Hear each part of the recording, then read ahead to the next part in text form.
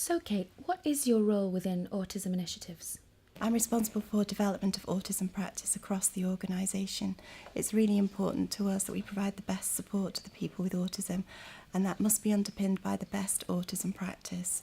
Our focus on practice defines us as an organisation. We use innovative approaches. We don't depend on old things, old thinking that isn't the best for the people that we're supporting now. How is your approach different? We begin with the person. The person is really important. We think about what the person is good at and what the person enjoys doing and how the person may be successful and what will really make a difference to the person and his life. We acknowledge the differences associated with autism, particularly in the areas of communication, thinking and the sensory differences. But we've moved away from a deficit model of autism. We don't use the triad of impairment. We found that a focus on what people can't do and the difficulties associated with autism just wasn't helpful to families, to staff, but most importantly to the people with autism themselves. So we've developed our own approach to understanding autism, which we call the 5-point STAR approach. And this supports staff to think positively about autism, focusing on what people can do and building from there rather than focusing on the problems. What led you to this different approach? We've learned by listening to people with autism and their families because they are really our best teachers.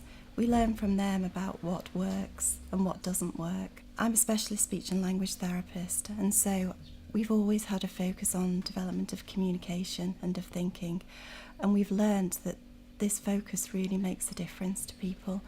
We know that communication and thinking helps us every day, but it's not always noticed. For example, a young man that we've begun to support had a reputation for challenging behaviour. He was restrained several times a day. Within his service was a big focus on preventing the behaviour, stopping the behaviour.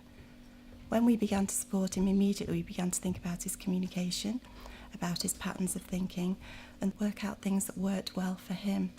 And this young man can now make his own snacks, make his own drinks, goes out into the community to do things that he likes to do. He loves walking, swimming, shopping, going to the library.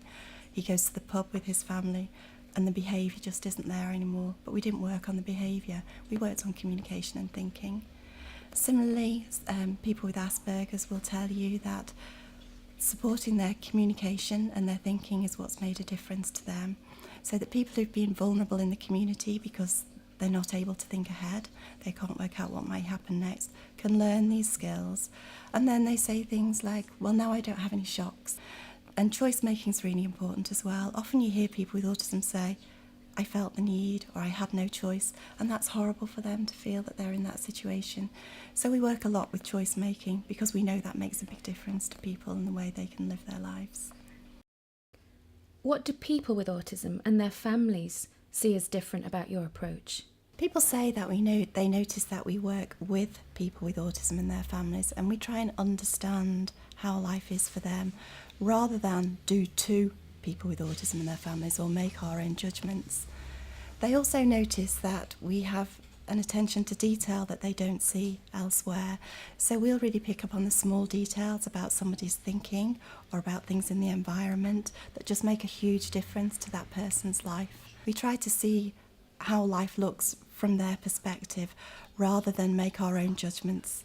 So we try and understand what is important for them to learn from their point of view rather than us decide what's going to be best for them to learn.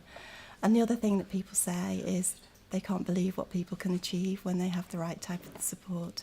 They're always amazed at what can be done because people with autism have huge potential.